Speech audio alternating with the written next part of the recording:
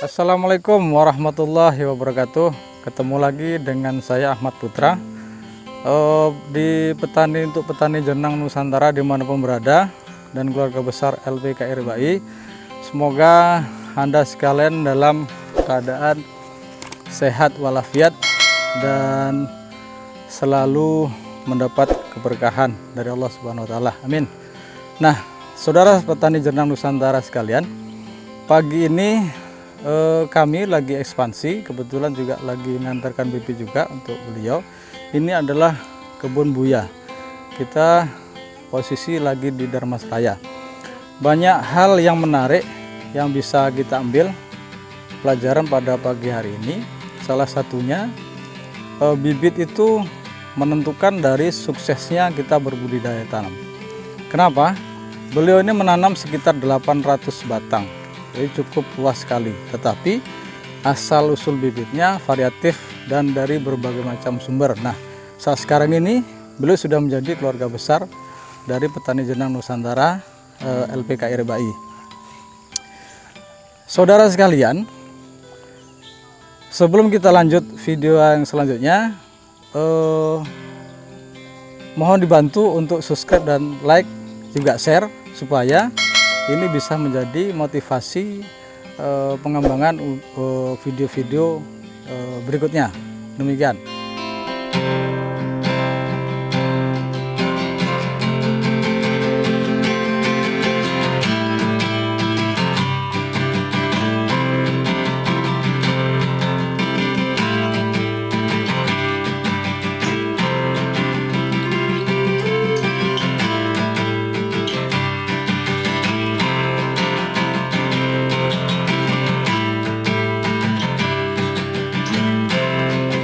Saudara sekalian, ini adalah salah satu contoh pohon jenang. Ini mungkin sekitar 8 bulanan Bu ya, 1 tahun lah ya. 1 tahun, sayang sekali karena kondisinya mati. Kenapa? Karena ini kena dari efek patogen perlakuan yang kurang difermentasi, tidak difermentasi. Jadi sekali lagi pesan saya kepada petani jenang Nusantara dimanapun berada, tak kala kita aplikasi kompos, maka sebaiknya Anda lakukan fermentasi terlebih dahulu supaya tidak berakibat fatal seperti ini. Saudara sekalian, terlihat dari sepintas ini adalah jenang gading dragonboot, tapi perlu Anda ketahui ini bukan jenang gading dragonboot. Dan yang mengejutkan kita, ternyata sudah mulai buah, muncul montong satu di sini, dan tunasnya sudah ada 1, 2, 3, 4, 5, bahkan 6. Jadi mesti waspada, selektif sekali lagi dalam pemilihan bibit. Sahabat petani jenang Nusantara, ini adalah contoh bibit dragonboot super. Salah satu ciri-cirinya duri itu tertata rapi, ukurannya hampir sama dan sangat rapi, batangnya besar. Nah, tetapi yang kita dapati banyak juga ternyata varietas-varietas bukan dragonboot, ada jenang padi dan lain-lain. Ini adalah pelajaran buat petani jenang Nusantara dimanapun berada, maka selektiflah menentukan pilihan bibit. Dan pagi ini kita lagi tanam perdana di kebun buya bersama owner Buya langsung juga Pak Gus Rial untuk bagian Darmasraya kita. Jadi yang mesti perhatikan saudara-saudara sekalian, pertama kalau labelingnya ini menutupi daun tombak maka sebaiknya dibuka, tapi pada saat dipelepah di sini dibiarkan juga nggak apa-apa. Nah, yang kedua yang mesti diperhatikan bahwa penanaman itu tidak boleh melebihi dari batas bekas bonggol kulibet. Kenapa? Karena kalau tertimbun dia nanti akan berdampak stresnya sangat lama sekali. Bahkan kalau ada jamur patogen bisa mengakibatkan dia busuk pangkal, jadi fatal juga. Jadi mesti diperhatikan. Masih di hari yang sama, saya beserta Pak Gus Rial, kita menuju Muara Bungo Jambi. Masih agenda yang sama, yaitu sosialisasi dan pengantaran secara simbolis bibit jenang gading dragon boat. Demikian. Terima kasih.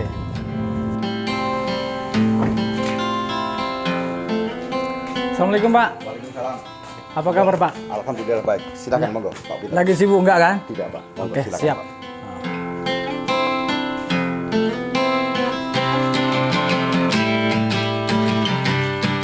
Oke. Sehat kabarnya Pak ya? Alhamdulillah Pak Putra, pripun kabari keluarga? Alhamdulillah sehat selalu Pak, berkat doa Bapak juga. Saudara sekalian, hari ini saya beserta Pak Suryono, beliau Ketua KUD Sukomakmur, Kuamangkuning. Saat sekarang ini kami berada di Kabupaten Merangin Pak ya, Kabupaten Merangin, Provinsi Jambi.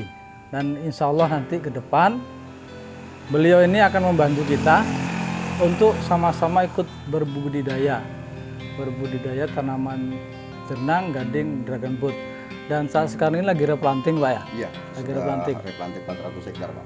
Jadi harapan Bapak seperti apa Pak nanti dengan adanya dibantu sosialisasi petani jenang di sini Pak? Ya, yang pertama kami mengucapkan terima kasih atas kiriman bibit dari Pak Putra. Baik Pak. Seterusnya ini setelah ini kami akan tanam dan akan saya tanam di kebun saya untuk pembatas dulu antara kapling Pak. Kami di perbatasan itu karena jarak tanam kami ada 9 meter. Berarti ada celah untuk menanam itu. Nah, nanti ini kan saya akan informasikan kepada seluruh petani di masyarakat kami tentang apa itu yang namanya jenang. Jadi nanti harapan kami semoga petani kami bersemangat untuk pengembangan masalah jenang ini karena penghasilannya bagaimana Pak menurut Nah itu dia poinnya yang paling penting itu Pak. Jadi saudara sekalian, sebetulnya sudah saya ulas di video-video saya sebelumnya.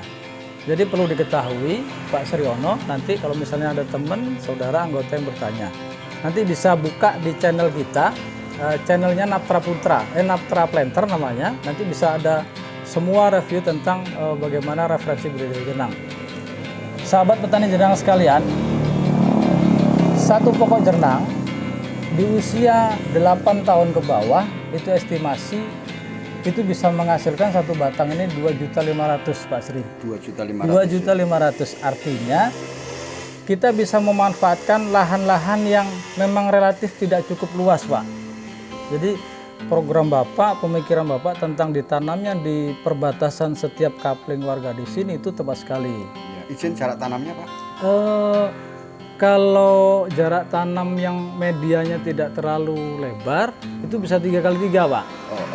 Kami di antara tanaman sawit boleh ya? Boleh Pak. Kami nanti 99 soalnya di antara sawit Pak. Oh boleh Pak. 99 juga boleh, karena memang jenang dragon boat ini juga harus ada tanaman pendamping Pak. Jadi secara suhu, secara ini memang dia butuh naungan. Kalau dia di lahan terbuka, itu cenderung stresnya akan tinggi. Ulangi di sisi penghasilan tadi Pak. Nah, satu batang ini bisa menghasilkan di 8 tahun ke bawah itu sampai 2.500.000 sekali panen. Dalam 1 tahun berapa kali? 2 kali panen Pak. Oh berarti 1 tahun bisa 5 juta kan? Bisa 5 juta. Bisa 5 juta di bawah 7 tahun atau 8 tahun tadi. Betul. Tetapi kalau nanti 8 tahun ke atas, 8 tahun ke atas itu bisa sampai 5 juta Pak. Kenapa? Bisa berapa kilo Pak gambarannya itu? Maksimal dari perawatan yang sudah kita kelola di Aceh itu sampai dia 30 kilo, 25 sampai 30 kilo. Artinya kalau ilustrasinya kali 200 saja udah 5 juta Pak. Nah, begitu. Ilustrasinya sederhana dan kita ini nggak repot Pak. Begitu panen ya buahnya itu langsung tiba-tiba jadi duit. Ya, jaminan pasar. Kita menjamin, kita siap menjamin para petani jenang di Nusantara, kami dari lembaga besar LPKRI BAI di seluruh Indonesia kerjasama dengan GMG, kami menjamin di mana konsumen yang membeli bibit dari kami Pak, kami menjamin bahwa kamilah nanti yang menampung hasil panennya dan kami bersedia membuat komitmen di atas notaris. Ya, minimal berapa batang? Misalnya saya punya petani, kami punya lahan ini 1.200 hektar, Pak. Iya, Kebun sawit saya. 1.200 hektar. Ini kebun sawit. Iya. Kami tanam kan cuma beberapa. Betul. Misalnya batasan minimal kami bisa MOU dengan perusahaan Bapak itu Iya. berapa? Misalnya 500 batang atau 100 batang atau 1.000 batang, begitu batasan minimalnya. Di angka 250 udah bisa, Pak. Oh, 250 batang sudah bisa. 250 batang. Iya, siap, Sudah bisa. Pak. Siap, Pak. Nah, gitu. Jadi dengan harapan kita pancing, kita permudah dengan kuota yang terjangkau, mudah-mudahan nanti jadi minat yang lainnya, Pak. Nah, sebetulnya 500 sih, tapi untuk beliau 2,5 juta. Jangan ya, karena best friend ya, Pak. Siap, best friend ya. Iya. Ini teman saya lama. Ah. Terima kasih, Pak. Baik, Ya. Pak Sriono, mudah-mudahan berkah, Pak ya. Amin, amin. Ya, Terima kasih, Pak. mudah-mudahan berkah dan cepat besar tentunya. Amin, amin, amin. Demikianlah para sahabat renang petani Nusantara di manapun berada dan keluarga besar LPKI RBI. Sore ini kami silaturahmi ke rumah Pak Sriono yang ada di Merangin, Pak ya. Merangin, Kabupaten Merangin, di Komang Kuning. Semoga dengan simbolisnya ini nanti membawa keberkahan untuk pribadi beliau, keluarga, sahabat, juga warga di sini. Terima kasih. Assalamualaikum warahmatullahi wabarakatuh.